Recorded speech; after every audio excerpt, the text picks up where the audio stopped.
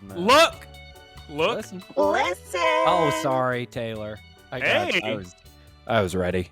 Clambos, oh my god, how exciting to have you all here today. It's episode 46. Gather round, children. Yes, look, listen, cast with Geese and Guyera and Taylor. Wait, Yeah. is this our anniversary? No. Wait, Yeah. well, what do you, in your Happy mind, 12 episode anniversary, Geese. Taylor, in Yes? Geese's mind, what does she consider an anniversary? Because it's not a year, it's not 50 episodes. Well, didn't we record in May? The first time we recorded was in May. That's something we can easily I'm pretty sure. fact check. What was the first published one? Episode 0, which would be in a week and a half, June 10th. Hey, Geese. Hey, Taylor. Hey, Clambos. Hi, what's up? Clambos, it's SGDQ time. I didn't know. Did you? Because I didn't. GDQ. We got the gamers. They're speed running video games, and everybody's enjoying watching while they're playing Tears of the Kingdom. What a game. Haven't played it. Oh my god, Taylor, it's so good. Are you still doing your Japanese RPGs? The RPGs! I am. I can't. I finished Legend of Dragoon, and I've gotten knee deep into 13 Sentinels Aegis Rim. Huh. What a You game. can't wait until the recording starts to just knock it up 100 times, the sick voice. You sounded fine a second ago. Because I was me, Taylor. so much. It's like you're in character as a sick person. My nose is just running from laughing so much about saying. He was trying to say that he ran a salon, but instead he said culinary school. Yeah, Taylor has an interesting energy this recording. Clambos, let me paint a picture for you. Taylor's face is so red and sniffly, and his nose and his eyes are watering, and poor Geese is just fanning herself with their hand because there's no other alternative on this planet. Wisconsin! Who said it was allowed to be this hot in Wisconsin? Not me. That doesn't make any sense. Clambos, it is currently day of recording May 31st, which of course means a lot of things. Anniversary. No, not yet. Not anniversary. But it does mean GDQ is going on, and it means that I know we're jumping ahead to Poké News of the Week, but the Pokemon Home Scarlet Violet update just came out. Very exciting. News of the Week. Not yet, Taylor. Oh. I heard that there's 70 new Pokemon. I don't know what that means, because there's not. Oh, never mind. Oh, are you referring to Pokemon that can now be put into the game that otherwise before... Oh my god, who was it? Was it Lilia? Who was always saying otherwise? Maybe. Okay, we'll cover Poké News of the Week in a second once we get to Poké News of the Week. Not yet, Taylor. I'm on a hair trigger. This is a podcast about Pokemon and other things. Maybe we should jump straight right into looking, playing, watching, goofing. Eating. Ooh, somebody's anonymously updating. Okay. Somebody asked me what I watched this series of weeks. What'd Michael, you watch, this series a week? Oh my god. I watched the incredible film Blackberry, which is set in Canada, and it's incredibly Canadian, and you all need to rush out and watch it immediately. Now, Taylor's getting me sick because I feel like my nose is goofed. Hold on. And like I was saying, Blackberry, if you've ever watched that one video, Geese, take it away, of the Wii Shop Tuesdays. Ooh. Super Mario RPG. RPG. There you got him. Ninja Gaiden 1. Ninja Gaiden 2. No, you didn't. Cartoon USA. Well, it's Ninja Gaiden. Yeah. That guy's in it, and he's very amusing, as is your boy Sungwon Cho, which we discussed earlier. Please, everyone, rush out to watch Blackberry. I also watched, at the New Beverly, Sorcerer, which came out right around the time Star Wars came out, which means it did not do very well in the theaters. We watched it on 4-track mag, which is this ancient film format before, like, the surround sound systems we have today, where there's all these magnets creating double sound channels. But the problem is, it's not compatible at all with current technology. So you have to have all these safeguards in place to make sure you don't destroy equipment from these powerful magnets. And so, I mean, that's sick. so this movie was supposed to start like hours before we actually got to watch it because they had to call in the big guns and have this repair guy actually come and fix the equipment to get it to work while we're all just standing outside waiting to watch this movie called Sorcerer, which has nothing to do with sorcerers. It's a terrible name for the film. But it's so funny because I feel like there's very few cities on this planet where you could just call a guy who is specialized enough in this ancient technology to actually fix it. And he got up on the roof with his giant ladder. It was a big to do. Very amusing. Where was this? New Beverly. Quentin Tarantino owns it. You sit next to him. You watch your movies. Oh, yeah. He sells popcorn there. He does sell popcorn. Hello, dog. Charlie. Sorry, he's really. It's Charlie by the Ethernet cable is the real problem. Nope, my hand is holding this. Oh no. And then later, I'm going to watch Once Upon a Time in Hollywood again. And I'm also going to watch a film called Bound, which is crazy. Both of the New Beverly. Also, I saw Fast X. Ridiculous film. Taylor, go ahead. You had something to say? Taylor, do you have any thoughts on my films? One, I can't believe I've been so gone from so Los Angeles for so long that I haven't seen the past 2 Fast and Furious films with you. And I'm dying too. I got to rush to the doctor, but I don't know how doctors work because I don't have insurance. I don't know how to go to a doctor. But I have so many things at once. I don't know what specialist to go to because they're all different parts of the body. So one would be like an optometrist, one would be a dermatologist, one would be a doctor, I guess. But I need to solve my eye problems. I need LASIK surgery. Oh no. I'm gonna see Spider-Man next week. I don't even know how to explain. You sound like a little kid. But I had tickets for Spider-Man, but I canceled them because there's no way I'm going to be at that theater at 10:30 in the morning. So I'm going to have to wait till later, like later in the week. I don't know when I'm going to go there. But yeah, I'll watch it soon enough. Don't you Clambos work. Moving right along, Clambos. I've been playing every second of the day Tears of the Kingdom. Same. I am so many hours in, but I just did one dungeon for the longest time because that's what people suggest. You do the first dungeon so you get this cool movement ability. And after that, I was doing so many shrines and so much grinding and doing this and doing that and going here and going there. And oh man, what a video game. Taylor, you need to drop everything and play Tears of the Kingdom because oh my goodness gracious, what a game. So I have a couple issues with that. I still haven't finished Breath of the Wild. I'm on Ganon's Fortress. You should have done that.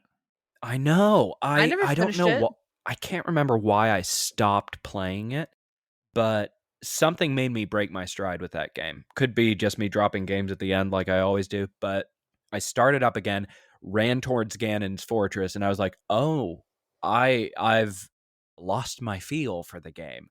So I decided to just play something else for a while. Not gonna break your stride.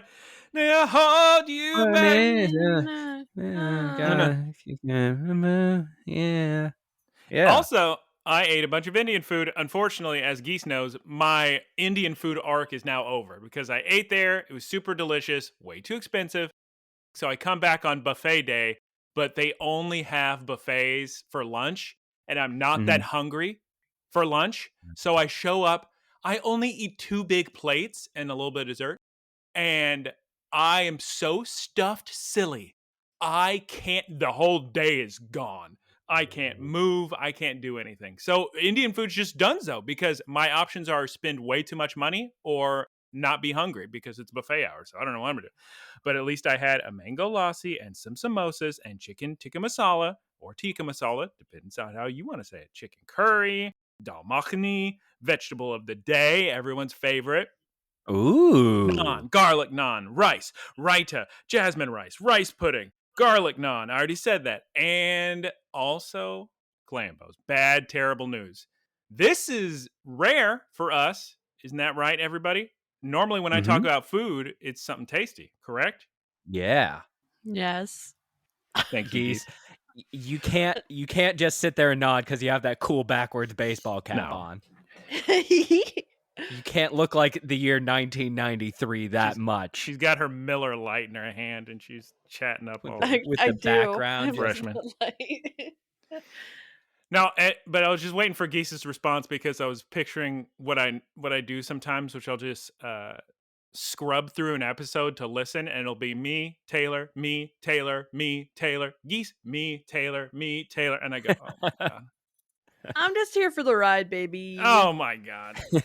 But no, tell me about the bad Chinese food because I also had bad Chinese food. it was No terrible. way you both had bad Chinese. It was the worst food I've ever. I thought I was gonna die of food poisoning. So I Really? had all these plans. I was gonna eat healthy that day, but then I see that the place that always changes what it is changed again, and I thought, oh, Chinese food, man, it's so hard to get good Chinese food over here.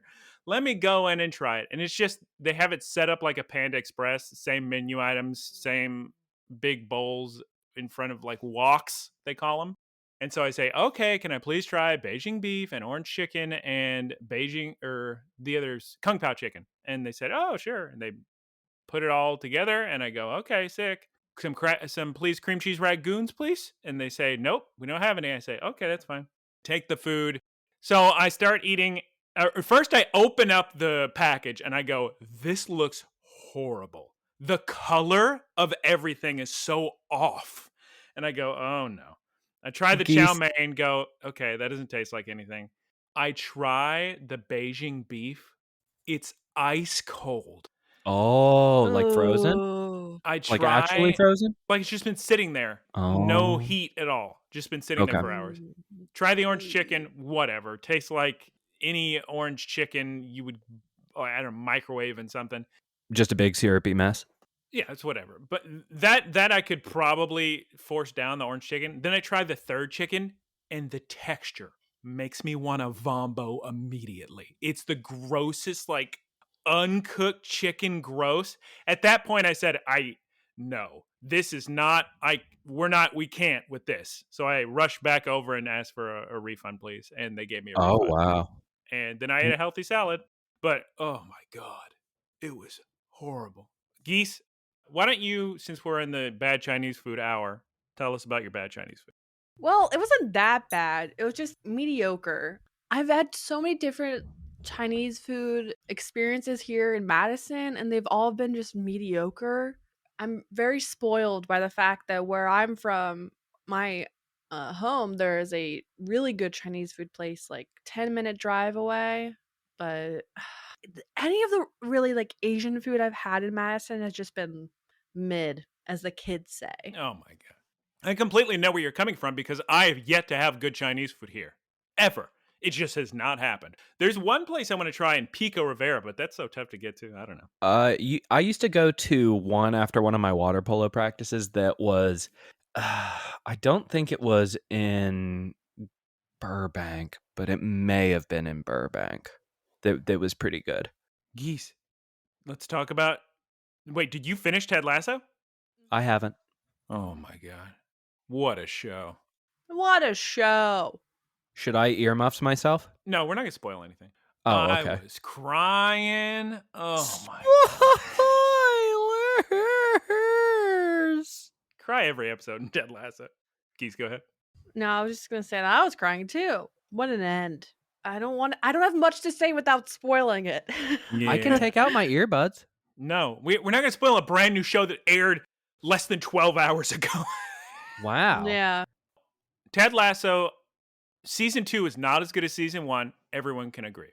Season 3, is it better than season 1? I don't know, but I do know there are a lot of great episodes in season 3, and the ending is wonderful, and I can wholeheartedly recommend everyone watch Ted Lasso. Very, very good. On episode 4, and right now I'm feeling like it's not as good as season 1. You're on episode 4 of season 3? Yeah, I'm about to start episode 4. Okay. But yeah, Tears of Kingdom, good game. I will say though that it was really hard for me to get into it initially because the intro of the game kind of went on very long, and I don't know. It took me a while to get like, oh, I really want to play this game all the time. But man, it's a good game.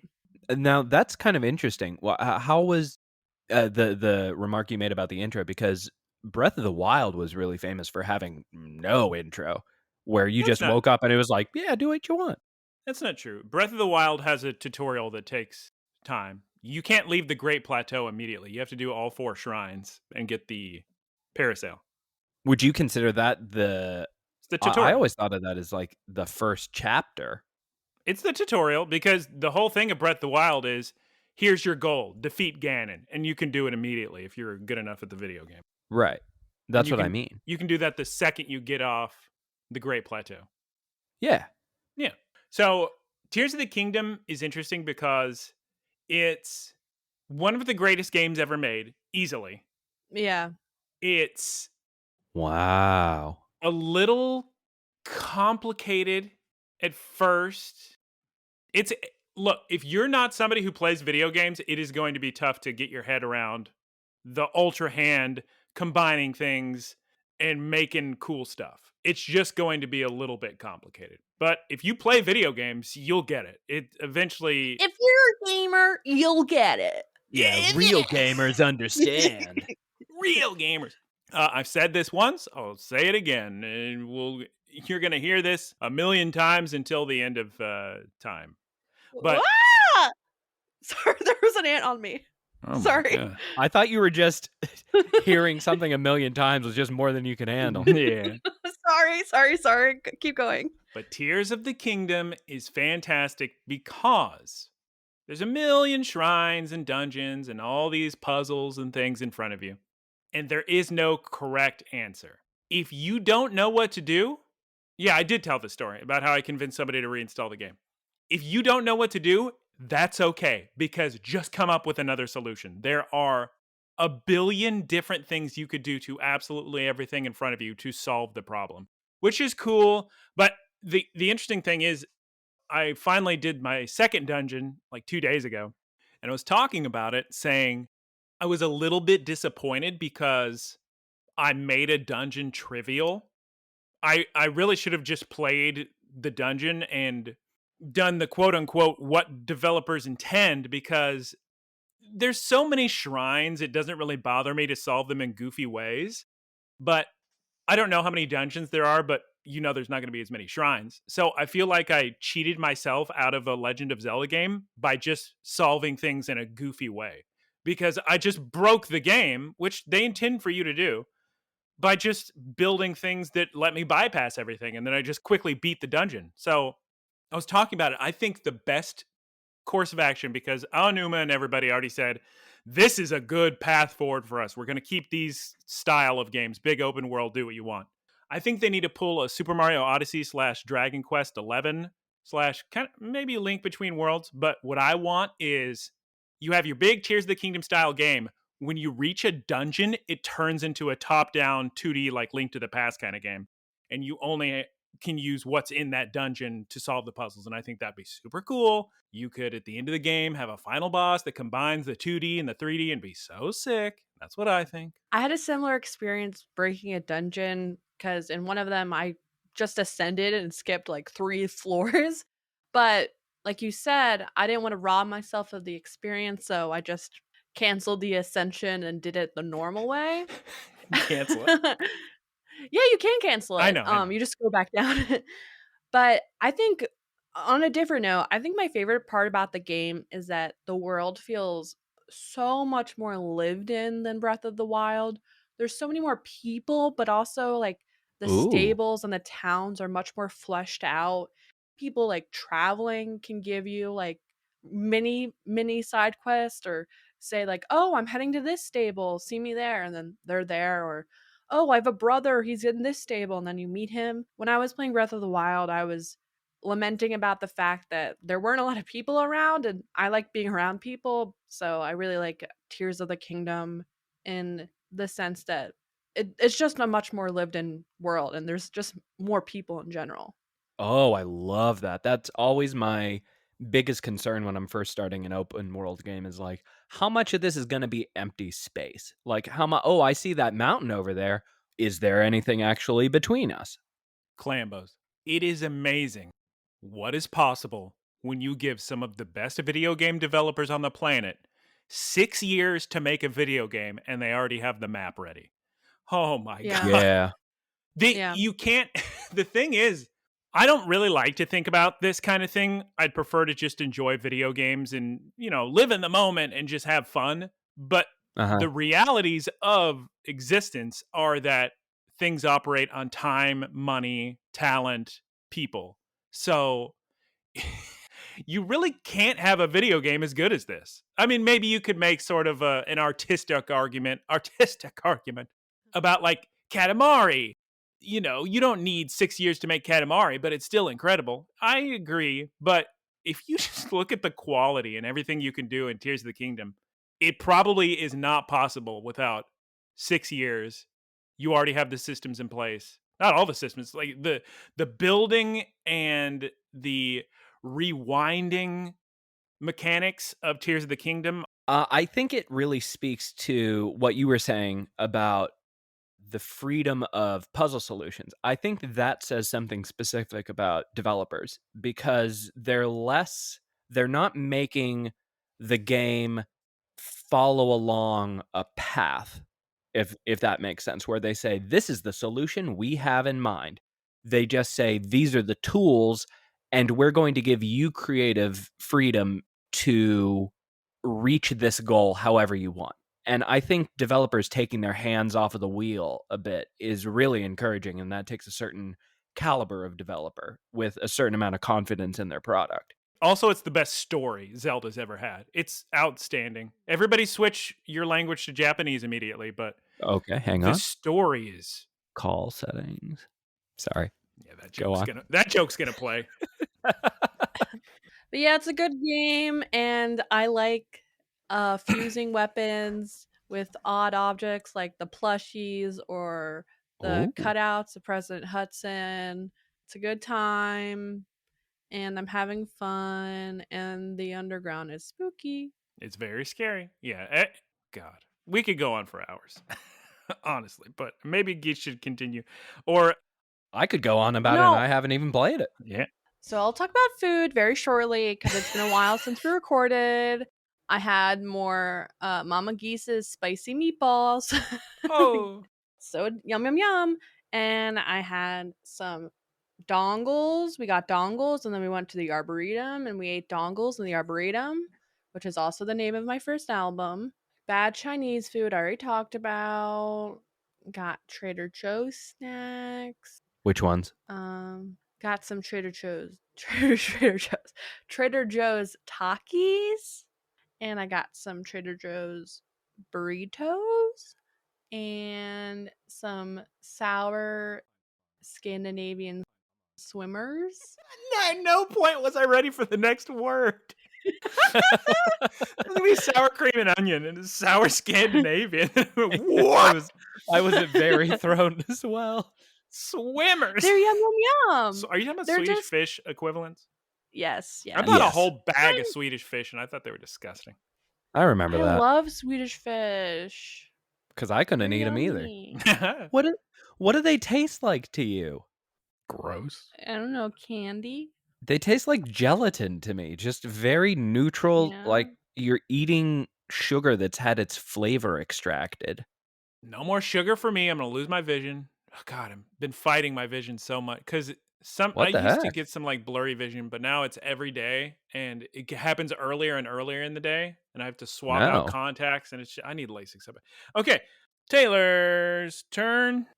So let's see. I watched the show Beef, which is the first, to my knowledge, the first A24 show I've watched, which shows, especially in the last episode, everyone should watch it. It is terrific. Very. Oh, I want to watch it. It's on Netflix, right? Yeah, and I'm always a little hesitant with Netflix because they're kind of hit or miss with their quality because they make everything. But it's very, very good. Cinematography's great, editing's great, acting is terrific, and the writing is very, very good. Like the characters are all Ali Wong is in it, right? Yeah.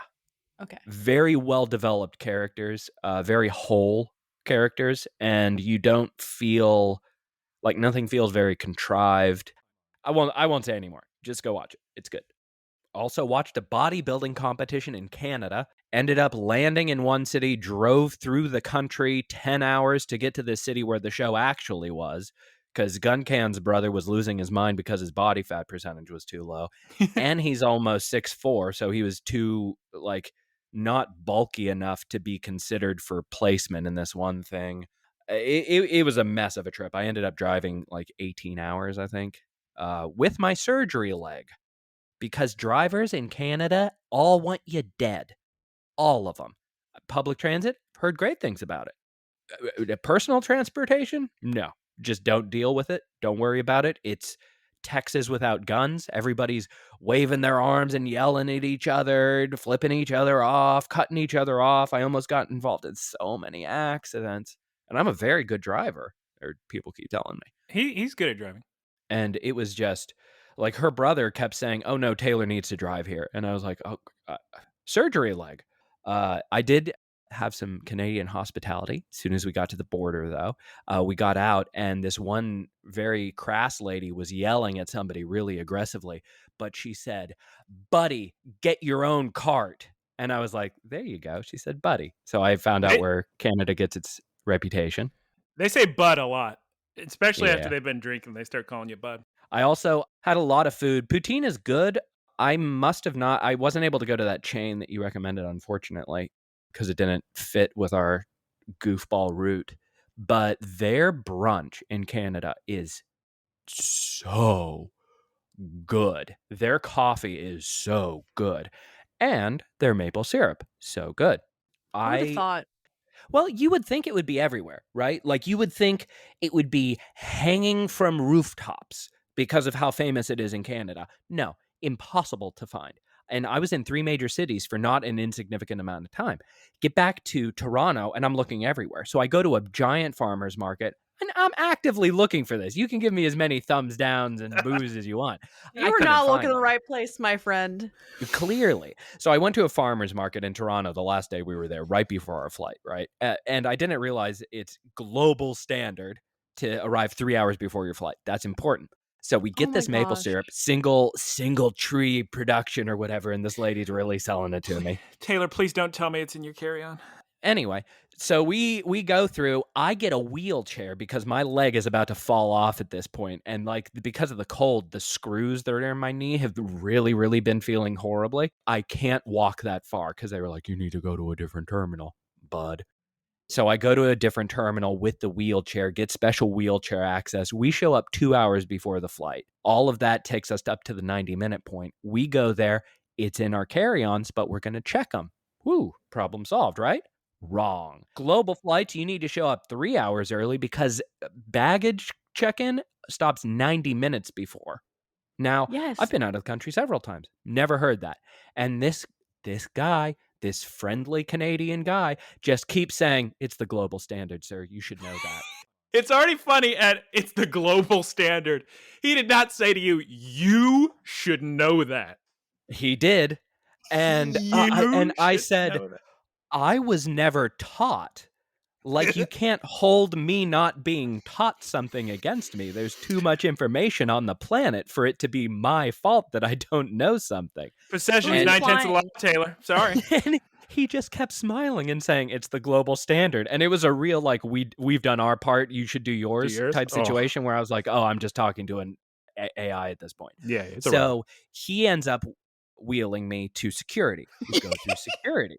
We have a 12.5 ounce bottle, glass, beautiful bottle of single tree maple syrup that is from God's personal backyard, as far as I know. We go through the line. We get through security somehow on time, and we get to the final checkpoint. My bag gets pushed off. Do I care? No, because I have a good explanation. We couldn't check our bag. I didn't know global standard, etc.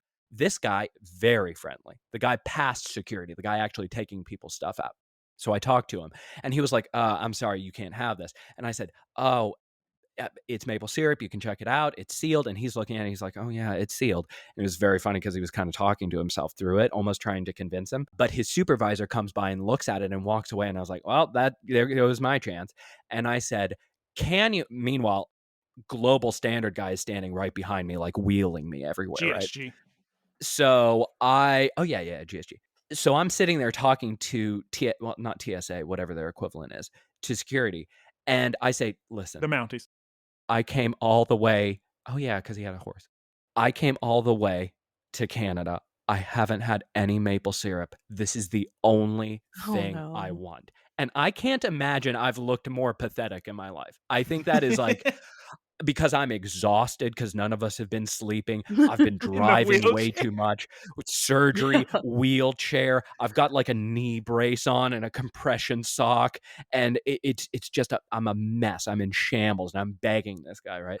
So he looks at it and he says, you shouldn't really be drinking it. You're not allowed to drink anything past the security checkpoint.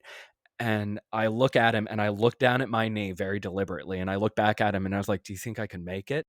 And he opens the bottle and he hands it to me. And I chugged half a bottle of maple syrup. What? And it was the best maple syrup I have ever had in my life, bar none.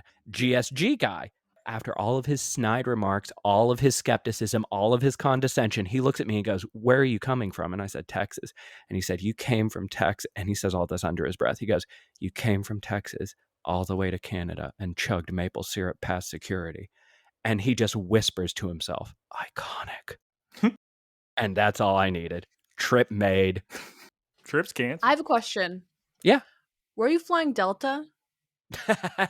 I can't even remember, to be honest with you. I think it was Air Canada. Ooh, I like Regardless, Taylor, they specifically email you saying, please arrive for international flights 3 hours early. Who reads the fine print? Wait, did both of you know this? Yes! Yeah. Of course I knew this. I had no idea. You've flown to like Turkey multiple times. How do you not know this? Turkey probably doesn't care. Turkey probably just like, yeah, we'll leave, maybe. Yeah, Turkey's like, we're just happy to have you. Bring money. Yeah, we could use it. Yeah, I've never, this is my first experience with a 3-hour limit. I will never fly with you. Of all the stories I've heard about you and the trouble you get up to, your pooping and your knives. Yeah. Hey, no. I have global entry, though, which is pretty much like, you're good. You should whatever you want to do. You should get one free maple syrup per year on your global entry. Clear. I should. Anyway, Canadian maple syrup is fantastic. Haven't been playing any games as a result of just. That's fine. That's fine. Yeah. We should get rolling and rocking. Rolling rock. All right. We're kind of busy this week, Clambo, so we're gonna skip Poke News of the Week and Reporter Geese Peep. Unfortunately, Poke News of the Week. But yeah, the big news, of course, is that Pokemon Home's out up to spell Scarlet Violet. Go and download now. Incredible. Ooh, Scuba 5. Scuba 5. No, let's rock and roll, baby. Geese, I've given you multiple translations this week for the Japanese because none of them sounded like English, so I kept using ChatGPT to give me different pronunciations. So if you would like to give us one of or all of the possible translations for this episode 3 of Scarlet and Violet Horizons. I think I saw on the captions that the episode itself had that the episode title, how they translate it was, if I'm with Sprigatito, I bet. Right. I loved that translation. And that's not really English, so that's why I continued translating. So if you'd like to say as long as I'm with Sprigatito, I'm sure. No, I'm sorry. What was that? As long as you yourself. That was the most legato heavy sneeze I've ever heard. As long as I'm with Sprigatito, I'm sure. Or I bet if it's with Sprigatito. You combined two. Oh yeah. Oh yes. Oh yeah. It's if it's with Sprigatito, definitely. Sorry, I didn't see that it went on the next slide. If I'm with Sprigatito, I bet if it's Sprigatito, definitely. Or in Japanese, Nyaoha to Nara, Kitto. Clambos, welcome to episode 3 of Scarlet and Violet. We open with looking at the big old shiny pendant in some sort of flashback with Grandma Liko, and we see. She's got sick hair. Grandma's got sick hair. Grandma's got sick hair. You heard it here first. And you know you're in for a real good Julia or Vicious episode whenever you got that music box playing in the background. Oh God. Taylor and I just every episode we're just thinking Cowboy Bebop, Cowboy Bebop. Because I don't even think I wrote it down because I told myself I don't want to keep saying Cowboy Bebop, but the whole time I was thinking, oh, that's pretty Cowboy Bebop right there. Oh, very Cowboy Bebop. Even the song they play, like like the little theme they have. Theme isn't the right word, but there's an undercurrent tune, and it's like almost the Cowboy Bebop tune, like with one note change. But we see in Arcanine. Is Liko dreaming? Yes, she is. She's having some sort of flashback to her, a dream flashback to her grandmother. What was she saying, Geese? What was the grandma saying? The first step is the scary one. That's it. Yeah, and then with Pokemon by your side, you will be just fine. So she wakes up. It's bright early. I'm thinking, is this the dorm? No, she's still on the Great Salami with the Voltacklers, the big airship. And we remember that Sprigatito has unfortunately been stolen last week. But guess what, Clambos? Liko is going to save Sprigatito no matter what it takes. And with less inner monologue voicing her self-doubts. Very sick. We get a cute intro. It's the same as the outro from last week, but it's kind of generic anime. I'm not really into the intro. Big spoilers. Outro, great this week. Unbelievably good outro. I hope everybody watched it. The intro, generic anime. Not crazy about it. But Clambos, at the title screen, we see the 3 starters from Paldea, and they're very cute. Sprigatito, Fuecoco, and Quaxley, my boy. We see some Wingull flying by the ship, and Liko's talking to Muffins and Murdoch, and Molly and Fuecoco show up. Basically, they're talking... Which one's Muffins? Oreos. You know, the girl. Oh. The mechanic. Huh? The mechanic. Oh, my girl. Yeah, Oreos. Yeah. Yeah. It's boring ship business at this point. They're just going back and forth. Talking about soup. Yeah, going about soup. Murdoch is going to make some soup. I love soup. Uncle Frito's out looking for clues to save the Sprigatites. We see a Metagross. At this point, Liko says to herself in her classic, famous inner monologue, maybe these guys aren't the bad guys. Yeah, how does she not just get to this conclusion? Well, as we're about to find out, Geese, Frito has still told her absolutely nothing about who they are and why they're hanging around. But Frito shows up, back with Charizard and Captain Pikachu. God, Captain Pikachu is so cute in this episode. He's always got his little arms crossed, and he's always got very sick. He's always got this little smug smirk on his face. Yeah, very self-assured. In this scene, guy. He's warming himself by Charizard's tail. It's so cute. Adorable. I had to screen cap that immediately. So cute. So I'm assuming the wings, because we are seeing the wings changing positions and they're asking if everybody's ready. I'm going to say the wings change when the plane is going into a long flight pattern. Sure. That's what it's going to take for me to sleep at night. Okay. Unfortunately, Frito lost track of the explorers, and Liko wants to search for herself because she's a trainer and that's her Pokemon. And now we get the information that Liko has needed the entire time, which is that Liko's mother has hired the Rising Voltacklers to be her personal bodyguards. How rich could Liko possibly be to finance this entire operation, to pay all of these people and the upkeep for this airship? She's got a lot of Woolongs. A millionaire. Well, if she's got magic amulets, I'm sure she comes from a very rich family. Yeah, I was kind of thinking that. Like, if you're giving your granddaughter that kind of jewel, have some spending money. I guess Terapagos just blessed the family with riches or something. And then we're interrupted by time to eat. And Geese, I don't know if you caught this, but Fuecoco saying his name in Japanese after they say time to eat sounds like he says he's hungies. Sound like he said hungies, and I about I didn't notice that, but God. that's great. We cut to Rockruff playing with Murdoch, and the big plan is we're going to use Rockruff's nose to sniff out Sprigatito, which Geese is familiar with.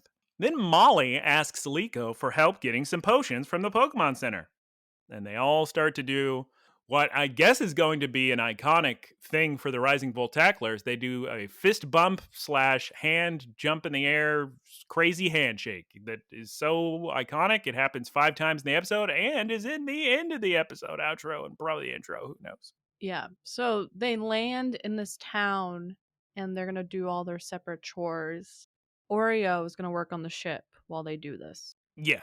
While they Liko sent off like a little kid with a note to go to the Pokemon Center. We see Ludlow fishing up a Magikarp while a very suspicious man is watching him. It's very interesting. They brought something up on the ship that I hadn't really thought about. When Sprigatito gets taken, really saved, but taken, that's her only Pokemon. And I didn't really think about that because every time with Ash, it's always been like, oh, lost my Pokemon. Time to use the other ones to get it back. Right. She's now just a normal girl. It's a good point, Taylor. Good point. Proud of you. Thank you. I also like that they have a very ensemble thing going on. Like everybody's doing their own thing and they're all part of a unit. Oh, God. You're going to make me cry about Ted Lasso. Oh, Geese. You remember that line at the end? If I have to take off these earphones and just scream blindly into the mic. Then we cut to the Nito stream, which I was going to mention this in Poké News of the Week, but we skipped Poké News of the Week this week. Big Poké News of the Week this week, they actually revealed publicly who is inside the Nito thing outfit. But since we're watching the show, I guess we won't cover that because we'll just talk about it when it happens when we watch it. Oh. Wait, do you want to know? Yeah. Okay. Taylor and Geese, give me a Poké News of the Week in the middle of the episode. And Geese, please turn on your voice changer for a Poké News of the Week. Poké News of the Week. Poké News of the Week. Poké News of the Week. In the middle of the episode, oh my God. Geese, if you scroll to Poké News of the Week section on the dock, you will see the new character, Dot. I love her. Geese, would you like to describe what Dot looks like to the Clambos? I love her. She's wearing a loose-fitting purple tank top. That's a cardigan. Sweatpants. Oh my gosh, no. She has a pastel two-tone cardigan on top of her loose-fitting tank top. That's fair. She's got purple and pink highlighted hair that looks kind of like Marini-esque that's covering her eyes. She's got Snorlax slippers. I love her. Iconic. Much like Taylor's maple syrup. It's true. Now, what would have been funny is if I said, Geese, can you please describe her? And she just says, I love her. I thought that's what was going to happen. But we cut to Nito stream, which, of course, now we know, hindsight 2020, the Dot is inside the Nito stream. Liko is watching a video of Nito thing explaining what a Pokemon Center is. She's going, oh, okay, interesting. I kind of liked that. But in the little video, we see Chansey and Wigglytuff and Blissey and Audino and Comfy and some Indeedys. Oh, God, Geese, what happens now in the middle of this? Who runs in and with what Pokemon? There's a girl, ponytail girl, and she runs in, and her Vulpix is injured and needs help right now. Those Pokemon are always injured. Yeah, Nurse Joy says, oh, I'm so sorry, Liko, can you wait like a second? This Pokemon's in big trouble. And she says, oh, okay. Then we get a 45-minute scene of Ponytail Girl slowly walking towards Liko to sit down. You would never get this in old Pokemon anime. This is very new style, setting a tone. It's a very different show. Talking about like the new tone of the series, I like that it feels like an adventure, which later on in the episode they kind of confirm. I have wanted a linear story in Pokemon for a very, very long time. Like not the same exact thing where it's like, oh, you get your Pokemon, now you're going to this area, now you're catching Pokemon, now you're getting gym badges, now you're catching Pokemon, now you're fighting Team Rocket equivalent, now you're getting, all that.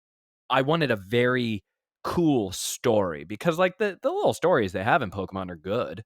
The girl with the Vulpix is really upset at herself because this is her first Pokemon and it's all her fault that Vulpix got hurt because she gave the wrong commands. And then Liko starts to see herself in this girl and she starts to get upset at herself going, Doshio, what should I do? She should have just said dodge it. Yeah, she's losing it with worry, and she says, "Oh, I wonder how they're gonna mistreat Sprigatito." And then we get a smash cut to Sprigatito having the time of its life.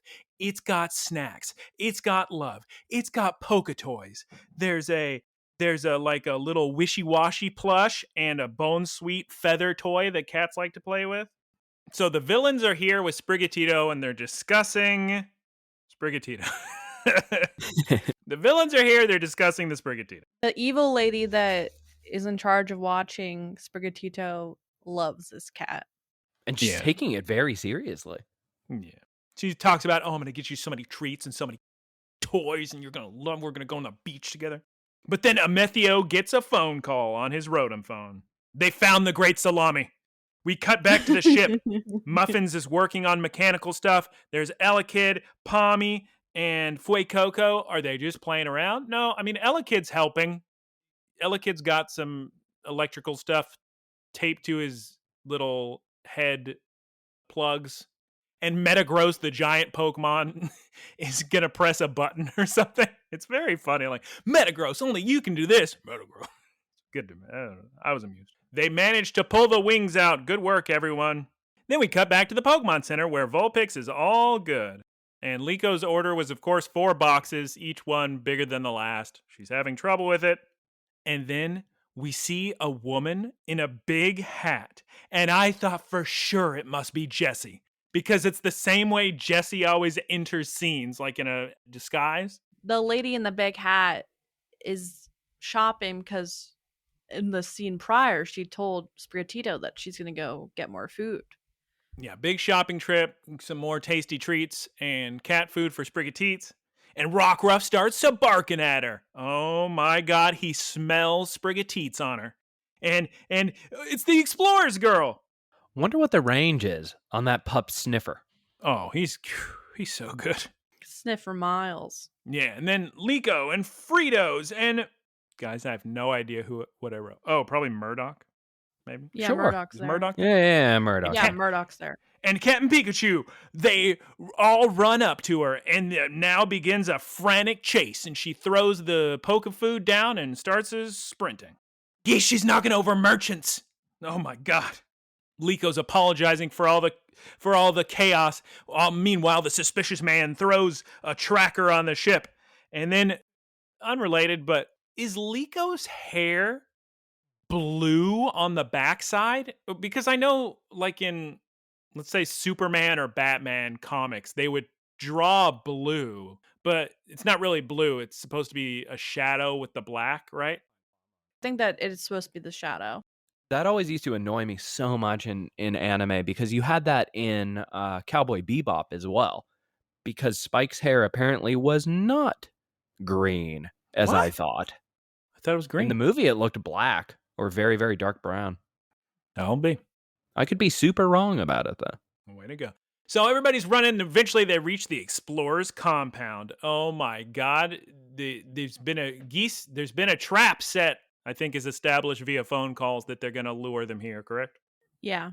Liko wants to run right into the place, but Frito stops her. And I think the acting from the actor who plays Fritos is very good here. Just way too good for Pokemon, yes, me. And then Liko, whatever her name is, Liko. now just finally comes to the realization that she is a Pokemon trainer. Girl, where have you been?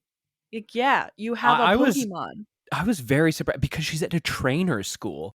It's not like, oh, I'm a Pokemon owner. It's not like it seems like a very deliberate life that she's led, and that was kind of surprising. I think it's sort of a big deal that she's coming to terms with. It's not that she just has a Pokemon, it's that she has a duty as a trainer, and that's giving her some courage. So they come up with the rescue plan. We don't hear what the plan is. It kind of zooms out and we stop hearing, but basically they have a plan. And then we get the best scene in the entire episode. Captain Pikachu waltzes into this warehouse like he owns the place. Arms crossed, obviously. Geese, what kind of look does he have on his face? Smug. That's Smug exactly look. correct. Oh my God, he's ready for anything. Cocky boy. So Amaranth starts talking. Fritos immediately offers a battle, and they say, well, whoever wins gets everything and gets Liko and the pendant. And then they both have come to the realization that the pendant is actually useless without Liko alongside it. So the stakes are even higher. So how did they come to that conclusion? That's a great question, Taylor. That's a question Yeah. for the ages. And if Frito wins the battle, then they get Sprigatito back. And they get to keep the girl. Ooh. It's Captain Pikachu versus Cerulege. Like always, they start the battle. Oh my god, Geese, it's so sick. Captain Pikachu tosses off his hat. Double team, Night Slash, Thunder Punch, Phantom Force. And then we see Liko and Rockruff sneaking past the battle to save Sprigatito. Geese, where do they find Sprigatito? In like a storage closet. Yeah, in a locked room. Then we cut back to the battle. They're on the roof somehow for some reason now. I don't know. Yeah. I don't know when they got up there. This was probably my favorite part of the episode because this is something that Gundam always, I don't know if the recent seasons do this, but they always used to do that, where you would have a fight in one area, cut away to people reacting to something else or whatever geopolitical drama was going on in the off the back areas.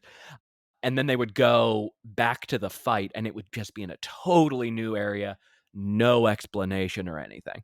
It's so funny because in my mind, I'm just picturing that off screen, they go, oh, guys, we're messing up the boxes.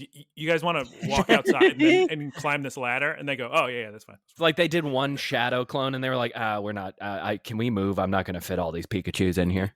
Yeah. So we see all these big purple explosions on the roof instead. Very, very good. Slowly climbing a ladder. But hey, the art looks very sick in this battle. I mean, I know Geese isn't into battles, but she must appreciate how sick it looks. Thunder you don't Punch. Like battles, Geese? Yeah, it looks sick. Yeah. Psycho cut. Then we cut back to Liko. She barges through the door. What is that called? Why couldn't I think of what that's called? When you break down the door? Yeah, when you tackle into a door like Super Mario RPG or the police. What is the verb for that? It's break down the door? Yeah. So this little girl somehow has the strength to break through this locked door. And Sprigatito starts to snuggling with Sprigateets, and Liko's crying. And Rockruff tells them both, hey, it's time to go, in perfect English. And they start to sprint. But Geese. Who does Sprigatito and Liko run into? Evil lady from before. Do we have a name for her? Probably. Jessie. It's the woman that fell in love with Sprigatito. And Geese. What does she try to convince Sprigateets? She tries to call him over, be like, come here, Sprigatito. You want to be with me, right? Sprigatito's like, no. I wish they had done the thing that they do in all the pet owner videos from Disney, where they try to call the animal back and forth and it sits there between the two and one of them has bacon in their pocket. So this scene actually was a little bit more old school anime, I would say. The way she was acting and the animation choices they made were very Team Rocket-y, very Ash anime, which I found interesting. Refreshing, because there's such a lack of goofiness in this show. And, I watch Pokemon and I want goofiness. Yeah. She wants the goof. Give the girl the goof. She wants to get goofed. Jeez. Okay. Give me the goof. Oh my god. There's irreconcilable differences. I thought you were about to give the Pokemon some Latin name. No. So now it's time for a battle. Go, Skarmory, throws out girl. Sprigatito used the only move we know, leafage. Oh god, she's covered in leaves. Even though she said, leafage isn't going to do anything to my steel type. But no, she can't see anything, so Sprigatito escapes. And then she says the funniest line in the entire history of the series. She says, I've been had. And I was laughing. And then we cut back to the battle. We cut back to the battle between Fritos and Amwith. And is Cerulege going to murder Fritos? Because Cerulege's sword is outstretched towards Frito as he steps closer to the edge of the roof, and it's going to be curtains. Frito's about to fall off the roof, Geese. But then what happens? He realizes that Liko and Sprigatito. I don't know why I'm so trouble with that. That they're running away. He sees them running away, and he's like, "All right, my job here is done." And he backs off of the roof, and then lands on Charizard. Also, they saw the big leafage storm as well. Yes, also that. So Charizard and Fritos fly away as Liko escapes on foot. I wonder if they picked her up or if she just had to run all the way to the Great Salami. Amaranth, while he's doing that, is like, "That was your plan all along, wasn't it?" And I'm like, "Yes, my guy, obviously." Duh. Silly. Duh. Then we cut to a beautiful sunset on the ship.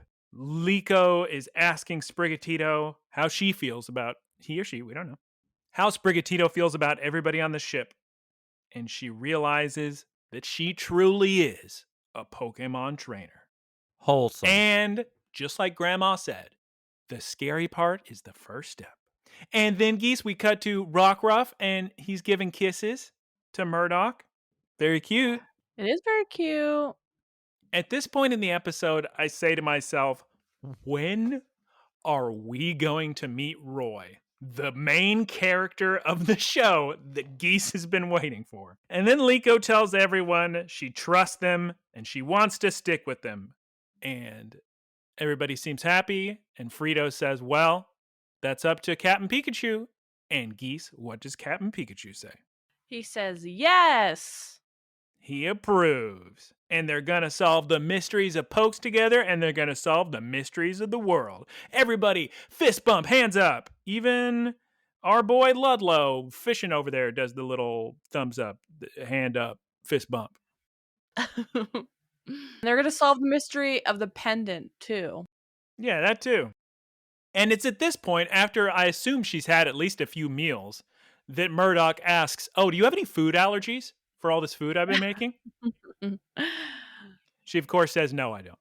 Mushrooms. Now, I actually got a little bit excited at this point, but they say, let's go to Paldea. Time to get... Very funny line. What, Geese, why don't you tell us what Frito says it's time to go do in Paldea? It's time to collect their bodyguard fees. Yeah, he says, let's get money from Liko's mom. And I'm laughing. Man, like I said earlier, this fee must be astronomical to keep this operation economical. Yeah. Operating a blimp, I would imagine, costs quite a penny. Then we cut to a video call with Liko's roommate and Oshawott. And it turns out Liko says, I'm going to hang out with them, and then when classes start up, I'll just go to class remotely. I'm just laughing. Yeah. I'm like, wow, that's nice that the school offers such flexibility. Sprigatito's hopping around, and then, Geese, what do we finally cut to?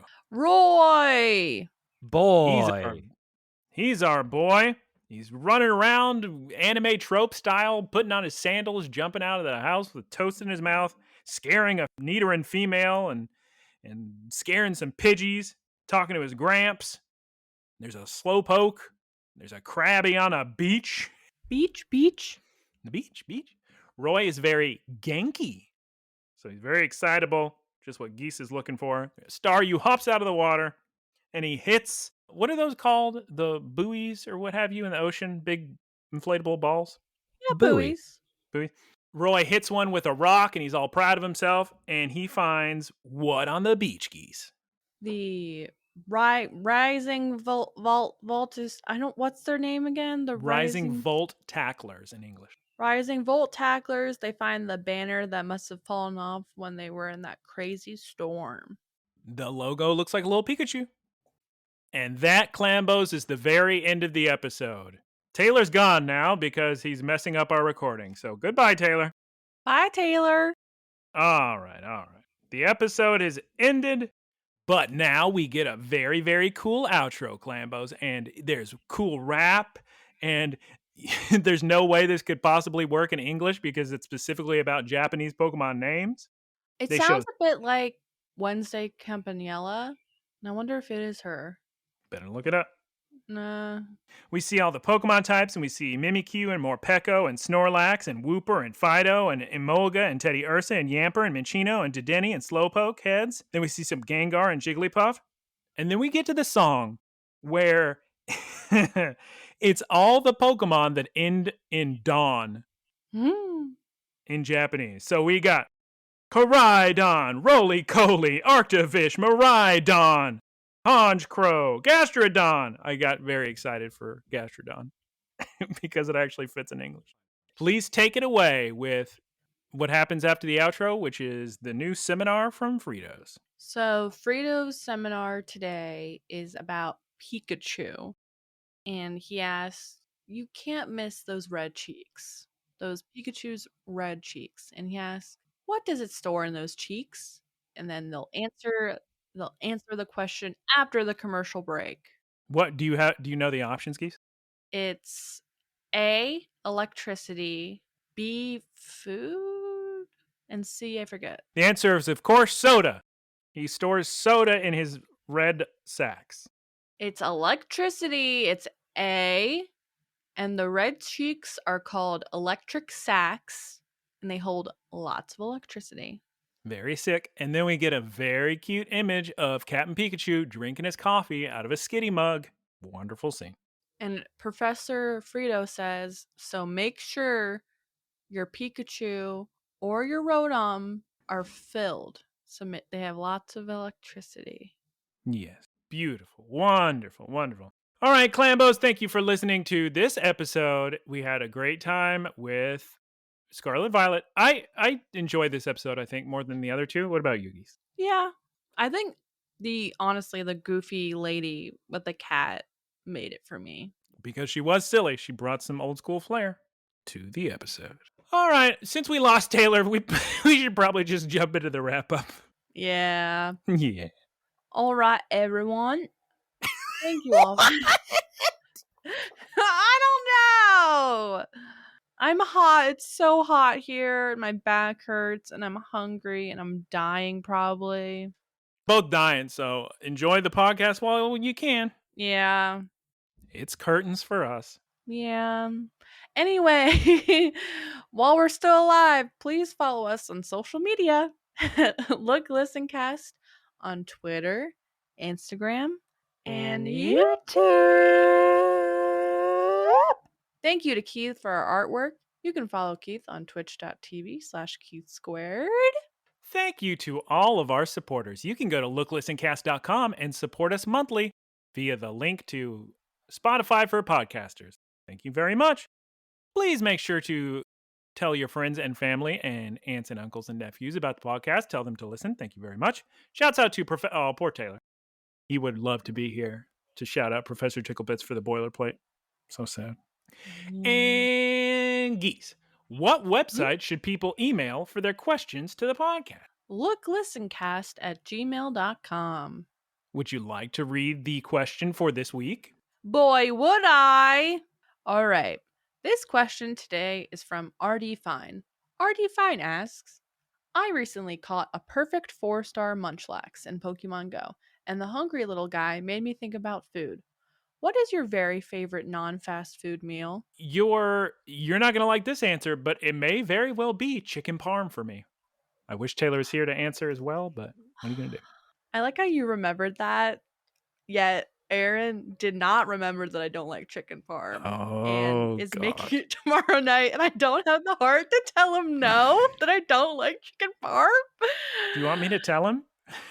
No, it's okay. While you'll close your nose. You'll just close your nose the whole time eating it like this. Oh, swallow it down the water. Like it's some gross hamburger helper. Ugh. My favorite non-fast food meal. Well, it's probably any kind of Indian food. Probably my mom's spaghetti and meatballs. Oh, no. Wait. It's lasagna. Lasagna made with my mom's meatballs. That's crazy. We're both going Italian food. Crazy. Wow. Wow. Crazy. I'm just like Scooby-Doo. Well, when you initially said spaghetti, that's funny because chicken parm, often you get your breaded chicken with the cheese on top served over a bed of spaghetti covered in The marinade. only kind of breaded chicken I want is a chicken tender. Oh my God. But there's a lot of delicious food out there. I don't see, the thing is, he said non-fast food. So clearly we can't say raisins. I guess we can't say Portillo's because that is also very, very good. But it is, I guess, technically fast food. They got the drive-thru. Geese? I had that poor experience. I don't know what she's talking about. But yeah, chicken parm's super good. I mean, I've had some good pad thai before. I've had some good curry before. Ooh, Beef burgundy. maybe. Okay. Since Taylor's not here, I'll give him a honorable mention. He would probably say Chateaubriand, which I jokingly call Chateaubriand, which is this incredible steak. And it seems like every time we ordered it, you can only order it as a pair. You can't order it by yourself. It's like the nice steakhouses. It's weird. Like, we will share the Chateaubriand. And that is very, very good. Very good steak. What else? I'm thinking some more honorable mentions. Chicken tenders. Chicken crisp. No. I'm just trying to think the most exciting. Fried shrimp is really good. A fried shrimp dinner, that's good. Big old Mexican cheese enchiladas, and you get your steak in there. Oh my God. You get tortilla on the side and you make yourself, oh my God, my mouth's watering. You get your tortilla and you put the fajita steak in there, and you put the chips and you put your cheese enchilada that you cut up and you put that in there and you pour queso on top. Oh my God. Clambos, there's lots of good food out there. I recommend. I'm hungry. Okay, Clambos, we got to go eat. So goodbye, everybody. Geese going to say goodbye 3 times. But Geese, make sure to say goodbye with your soundboard because we didn't get enough of it this week. Maybe a Hatsune Meeks, maybe a Geese Peeps, reporters. Goodbye. Goodbye, everybody. Goodbye. Bye. Maybe just one more voice. Maybe just one. Goodbye. Oh, wow. Okay, bye.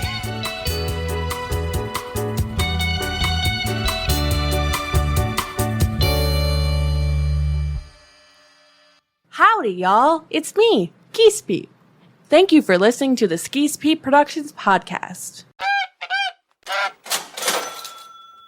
Geese Peep Enterprises, doing business as Peep Industries, together with its subsidiaries, is a diversified worldwide entertainment company with operations in media networks, talent management, parks and resorts, multimedia entertainment, and consumer products and interactive media. Geese Peep Enterprises is a Dow 30 company.